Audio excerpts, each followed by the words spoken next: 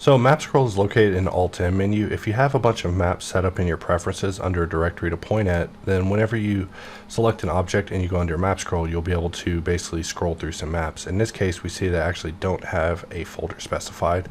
So I'll press Control K and bring up my HardOps preferences, jump over to my properties, and underneath HardOps properties, we want to specify our maps. So I'll just take a moment to point out some maps. And now with tile map specified, whenever I select an object and press Alt-M, I can jump into Mapscroll.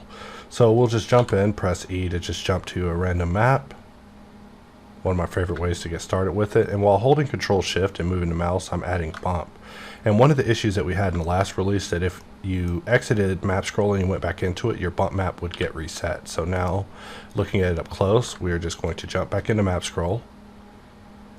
And after a bit of calculation, we see that it actually retains our bump map. So we're still making improvements with it. However, they will come a little bit steadier with time as we contemplate the direction that we want to take this in truly. But just letting you know that we're still at the will with making improvements with Mapscroll. In fact, I'm going to bring this up and actually scale this up so it doesn't look so repetitious, and then click.